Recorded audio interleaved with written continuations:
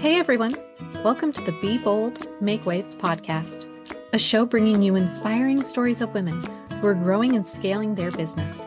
I'm your host, Laura Comark, a website and tech integration specialist who works with online business owners who love their work and not their website.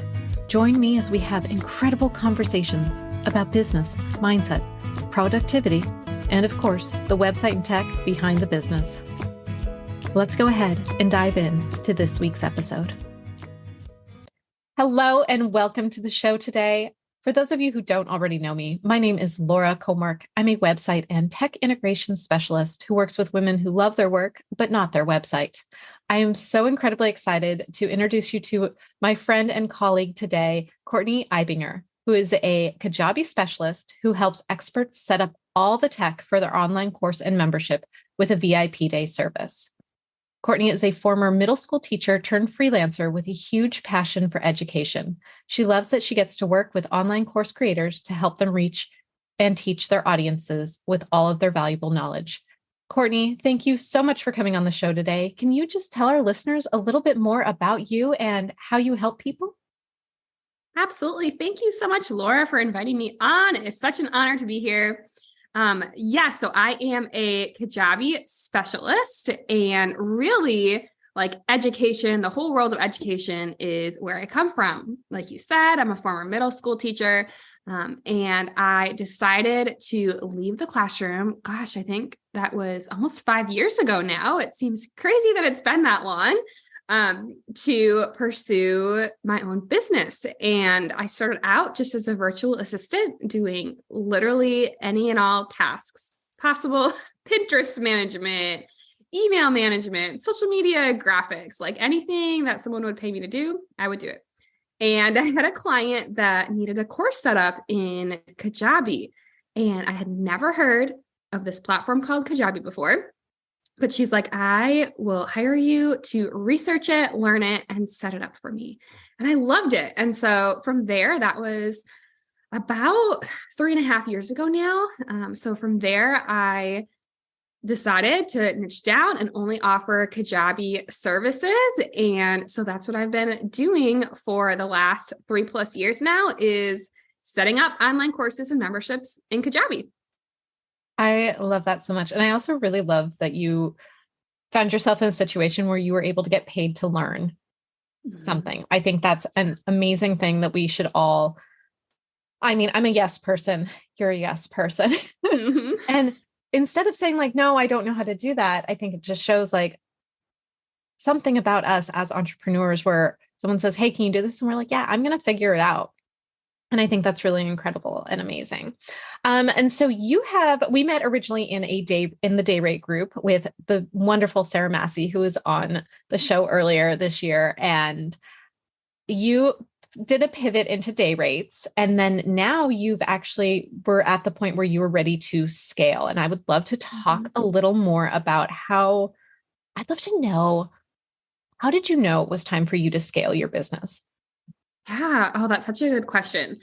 So I feel like I've really gone through like 2 iterations of scaling in my business. And the first one was when I decided to stop offering just general virtual assistant services and really wanted to create some like higher packages where I could work with a client on a project.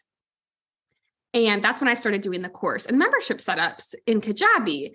That was because I felt like I was just constantly working, like all the time. And part of the reasons that I started my business with young kiddos now at home too was to have time with them. And I was like, I feel like I'm constantly working. So made that change, did the projects for clients in Kajabi, but also noticed that those projects were kind of creeping on. And that's when I found Sarah and her program and switched solely to VIP days and have not looked back. And so I feel like being able to really scale down the amount of time that I'm working, but still bring in the income that I want to bring in was like kind of phase 1. And then that really opened up extra time that I never had before. So it was like, okay, I have clients that I'm working with on these days and these days. But now I actually can meet the needs of the people who can't necessarily afford to hire me for a full VIP day. And I felt like I wasn't offering anything to them. Like they needed to learn how to set up their course or their membership in Kajabi, and they were still confused or overwhelmed or just wanted someone to guide them step by step through how to do that.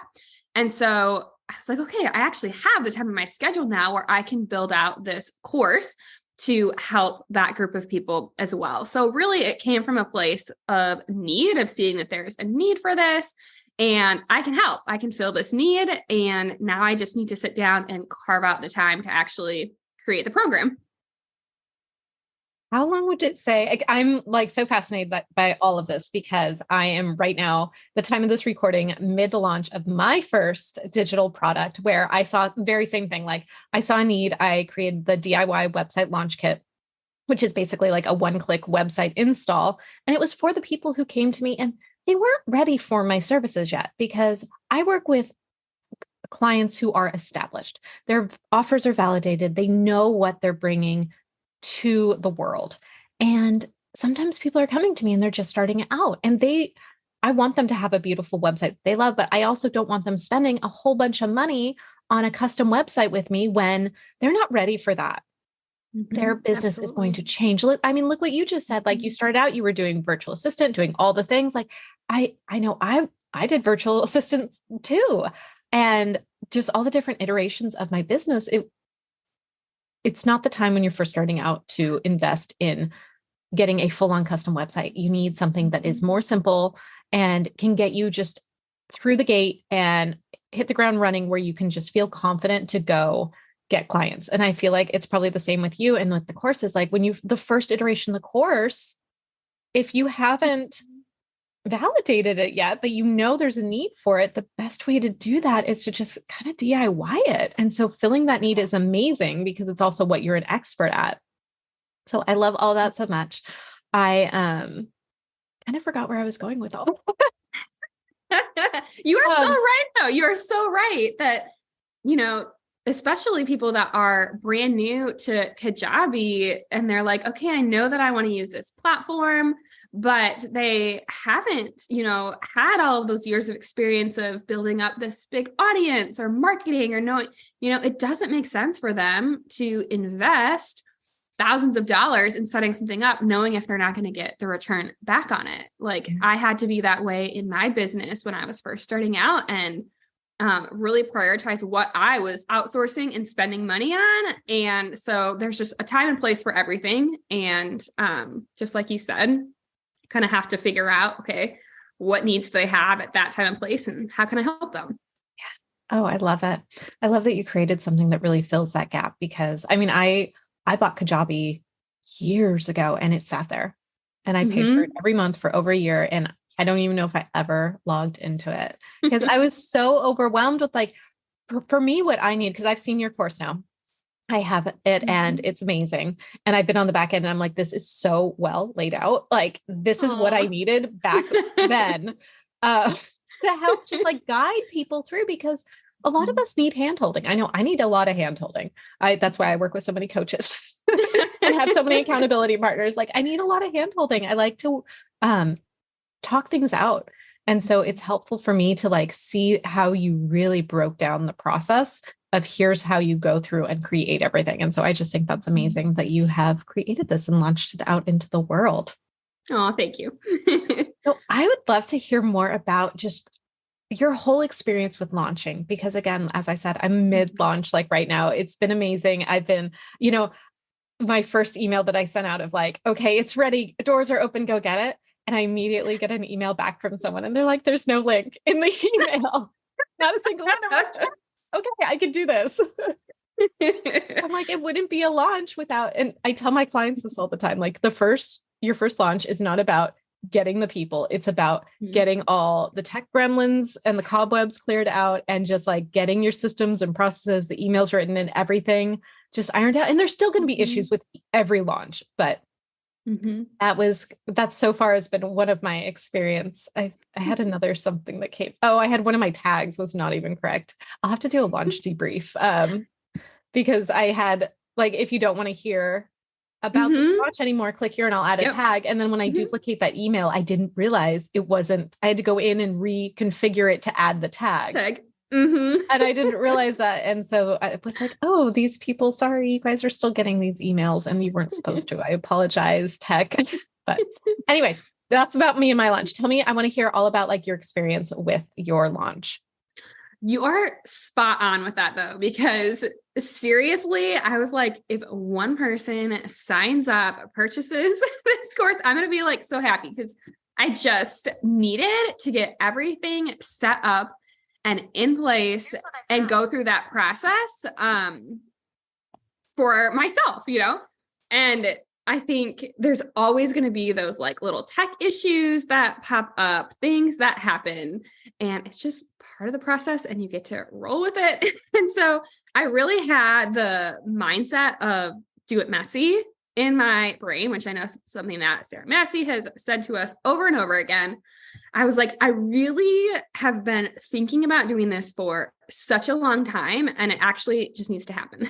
Yes. So I had to like put a hard deadline in my calendar, and it helped that there were several bundles that were coming up that I was going to contribute this course to. And so that really actually made it a hard deadline because I was then accountable to other people to have this set up and ready to go. And I think that was honestly the biggest thing that brought me past the finish line, was having that external accountability.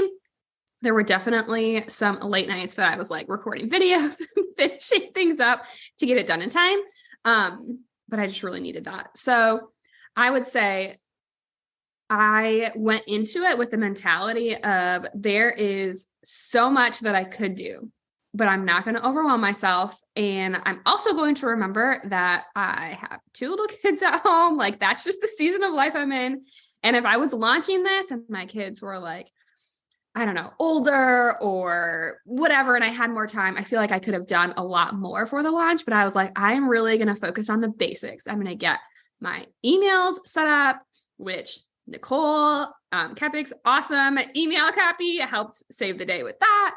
I'm going to get my emails, all my tech set up, make some social media graphics, and just put it out there into the world, put the offer out there into the world and see what happens. So that was really my mentality, was very much more low key, trying to keep it low stress, and knowing that after I launched it this first time, that I could do so much more with it in the future. I love that so much. Yeah. I feel like that's the exact same path that I'm on right now. I'm like, let me see how I can make this as low key and low stress. I was at the week of launch. I was gone out of town on a retreat.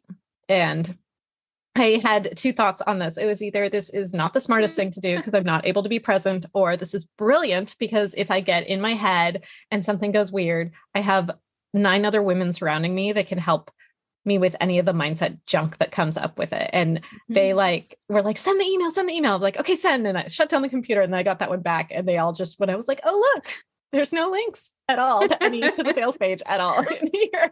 And they just laughed. And I didn't freak out. I'm like, oh, maybe this was actually brilliant on my part to do this at this time.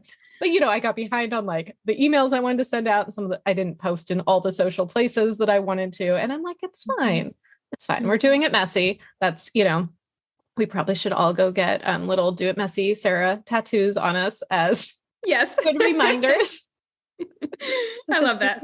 I know, it does. That's one of the things that I feel like she really drilled into us, and it has stuck, and it's a blessing that it did, because that's so important in business that we do it messy, because it is messy. It's never going to be this like picture perfect Instagram. That's not what life is. That's not what business is. It's messy, and it's kind of like a roller coaster. So, I'd love to know, was there anything that surprised you during your launch?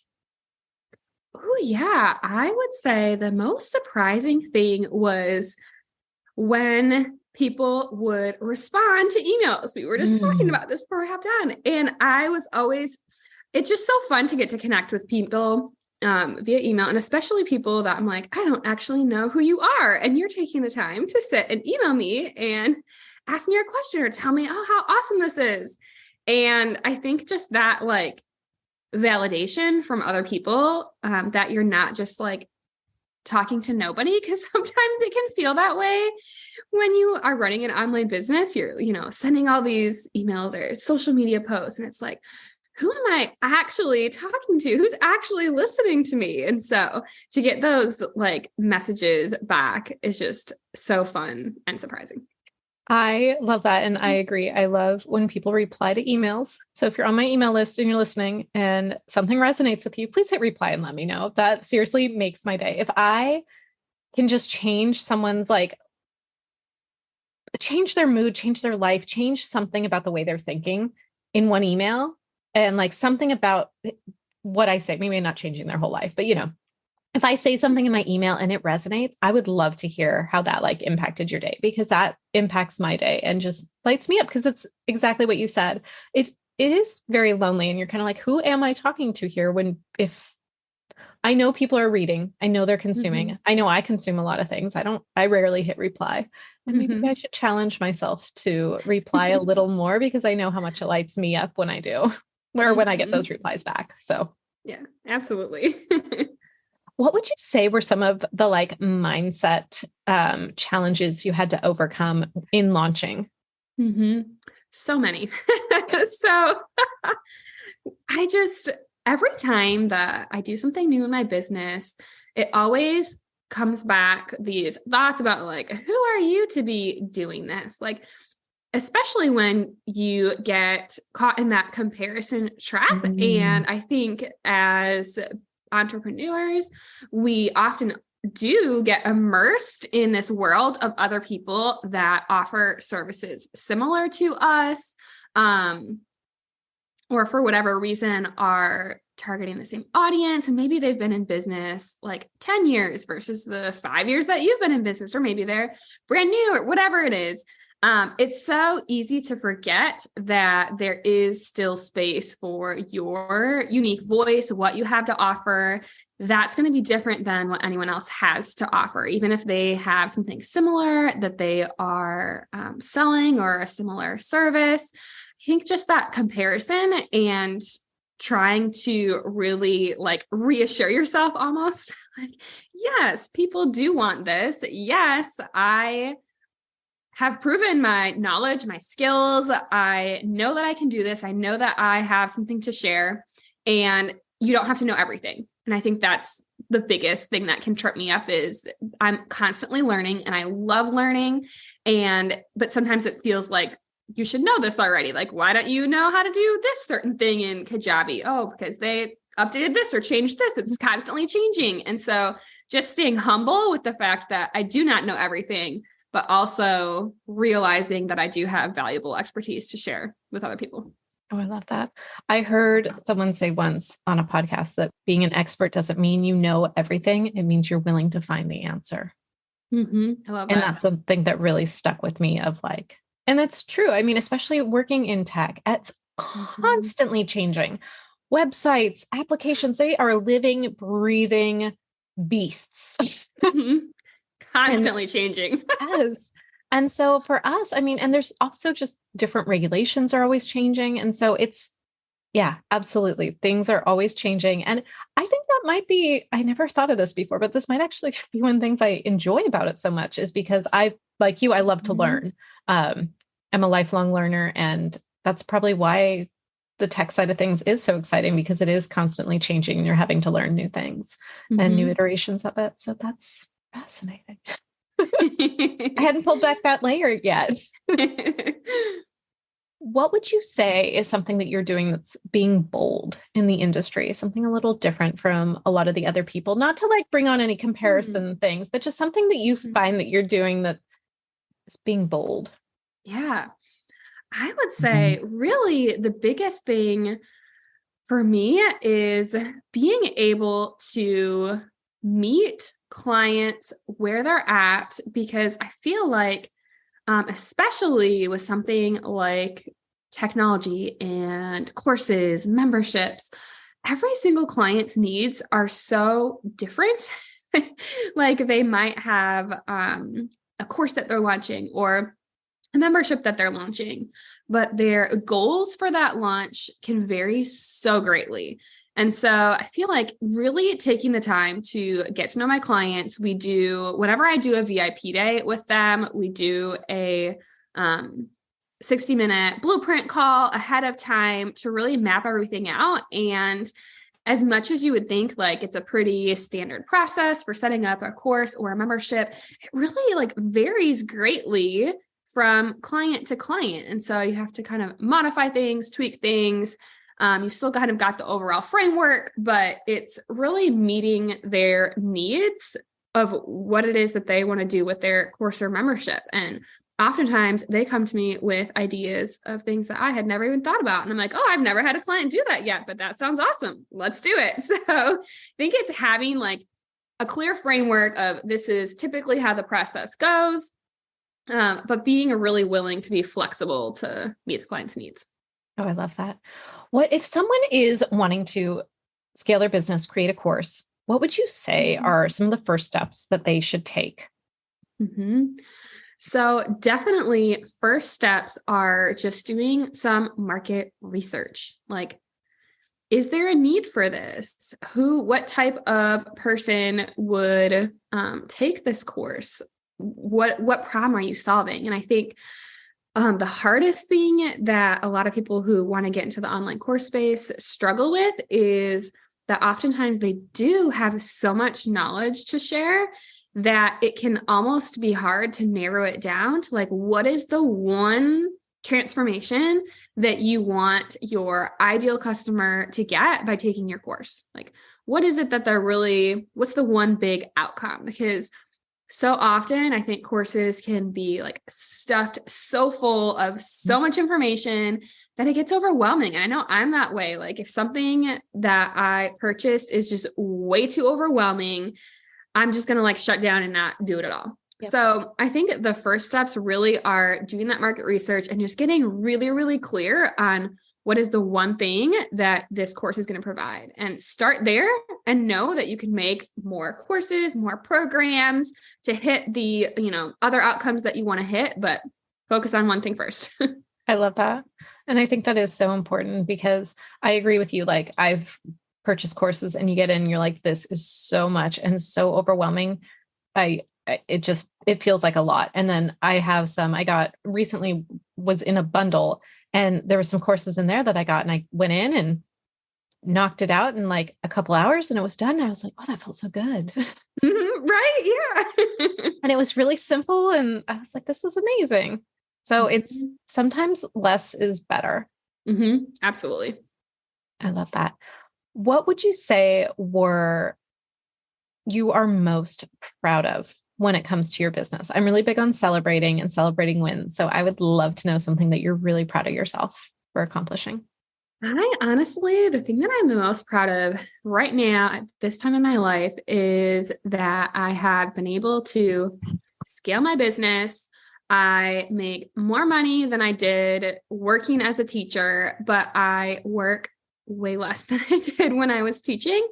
And that is something to me, like I've always been a type of person that has a great work ethic and takes pride in my work, but that's not my whole life and it can't be my whole life. Like I really want to prioritize my family, my husband, my kids, and actually have time to do things with them and enjoy the weekends or sit down and have dinner together at night. And I think it can be so easy to let work creep into every single minute of your life if you're not careful and you don't like put those boundaries in place.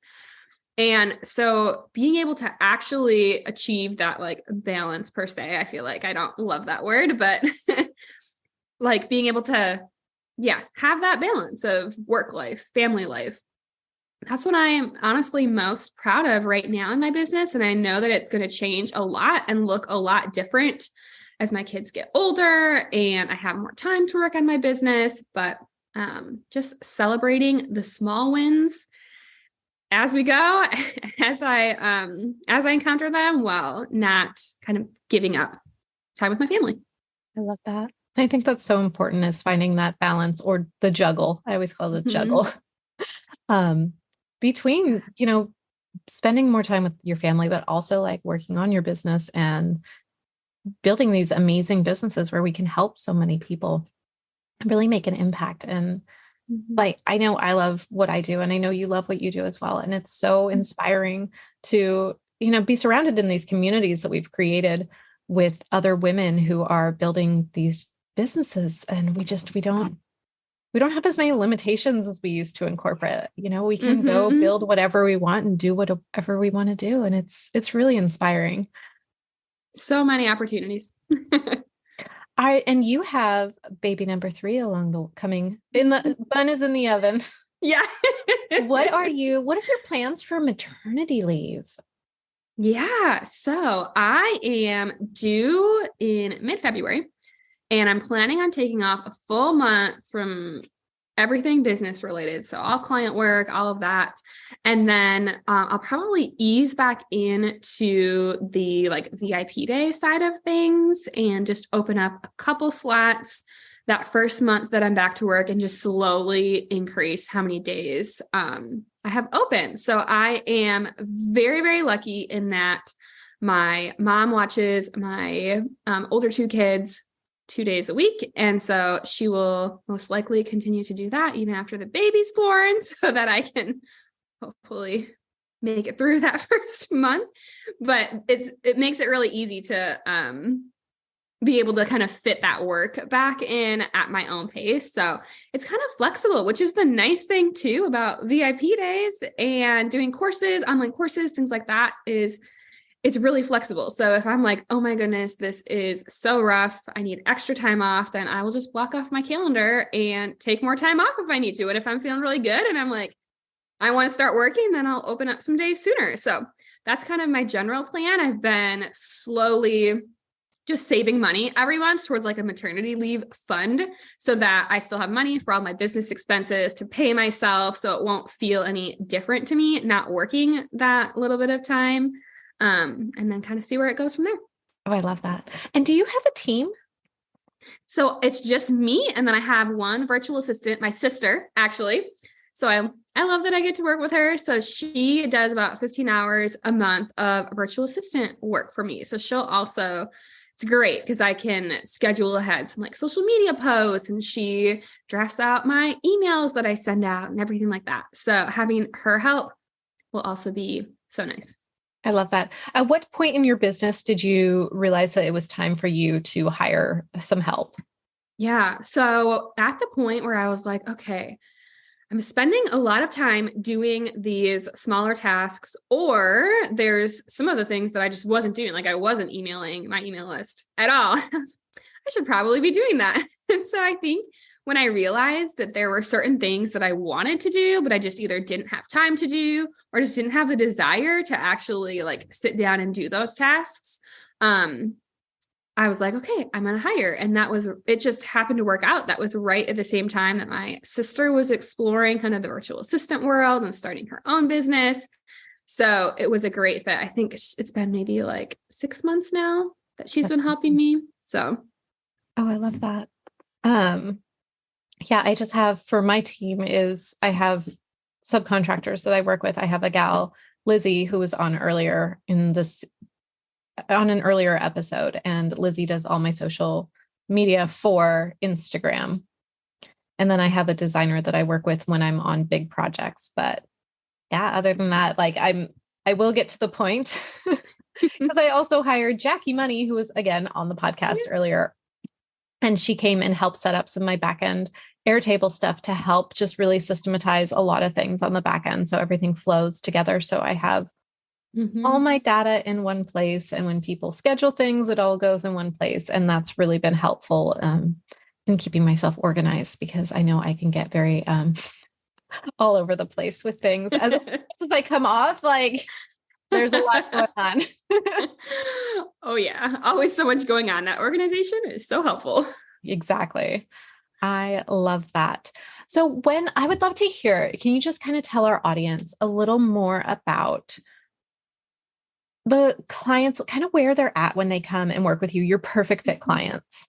Yeah, absolutely. So my perfect fit clients are clients that are already established business owners. So typically they are offering like one-to-one services or maybe coaching, like group coaching type services.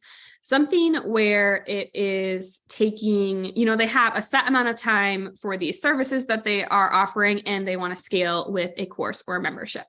So they've already kind of got that like monthly revenue coming in. They've got their business established. They've got their branding established, and they're just kind of adding on a course or a membership as another piece to their business. So they're like, okay, yes, I'm all in. I'm ready to go. They have already decided on their course or membership content. So if they like, sometimes I'll have clients that come to me and they're like, oh, I'm still deciding if I'm going to do a course or a membership, what's going to be included. So then I send them out to some instructional designers that I know. I'm like, okay, go meet with this person first, figure out, get a plan of everything organized, and then come back to me. So they've got that done. They've got their branding done. And really they're at the point where it just doesn't make sense time-wise for them to set everything up in Kajabi, or they just don't have the desire to like spend the time themselves learning all of the ins and outs of how to set it up. And so at that point in time, they're like, all right, they hand me over basically all of their building blocks, all of their videos, branding, copy. And then I take all of that and set it up in a day for them in Kajabi, and then teach them how to use it through their videos. Because even if they don't want to learn all the ins and outs, I feel really strongly that they need to know how to actually get into the platform. If they need to, send an email to a student, or they need to grant free access to their course to someone, like I have all these little tutorial videos that show them exactly what to do so that they don't feel completely lost when they log into their account. I love that. I do those videos as well because I'm a big believer that my clients should be empowered to be able to go in and make changes. There's too many times where I've had someone come to me and someone, the developer built their site and they can't touch the back end of it. It's so locked down. It's all like custom coded, hard coded, and like making changes. It shouldn't be this difficult. Like, let's simplify your website and make it so that it's not something that causes you stress or anxiety to log into the back end of your site to make a change. Like it shouldn't. It can be easy. And I love to empower my clients for it to feel easy if they so choose to go in and make those changes. I also have some that are like, I don't want to touch it. I'm like, it's fine. I can do it. Exactly. But like, it's there in case you or your team want to go know how to do all these things. Here's all the videos on how to do all the things. So I love that you do that as well. I think that's amazing. Courtney, we are almost out of time today, but I do have one question that I ask everyone who comes on. And that is, what is one piece of advice you would give someone when they are first starting out in their business to help them be bolder, be louder, and make waves in their business? Oh, I love that. I would say that one piece of advice would be to really not fall into that comparison trap. Like it's so hard to do. It's so hard not to compare yourself to other people, other business owners, especially when you're starting out and you feel like, oh my gosh, I have such a long ways to go. Like, how am I ever going to get there? So really focusing on, okay, what is the next right thing for me to do in my business? Because there are a million different pathways that you could take there. I still like encounter that every single day in my business. I could be doing this, or I could be doing this. And so just try not to compare yourself to everyone else. Learn from other people. But at the end of the day, you have to make the best decision for what makes sense for you and your business, because you are the only you that's out there, and you're the only one that truly knows what is going to be good for you in your business. Oh, I love that so much. I think that's great advice. Courtney, where can everyone find you online? Where can they come hang out with you? Tell our listeners where they can go. Yeah. So come hang out with me on Instagram at Courtney Ibinger. That's the main place that you'll find me right now. My website is just CourtneyIbinger.com. That has everything about my VIP days and the Kajabi course Kickstart if you're wanting to DIY your course and membership setup in Kajabi. Those are the two main places I would say to head to first. Awesome. I will link all those up in the show notes. Thank you so much for being here today, Courtney. I really had so much fun chatting with you. Oh, thank you so much, Laura. I loved being on. Thanks so much for listening to this week's episode. Be sure to check out the show notes. at lauracomark.com/podcast.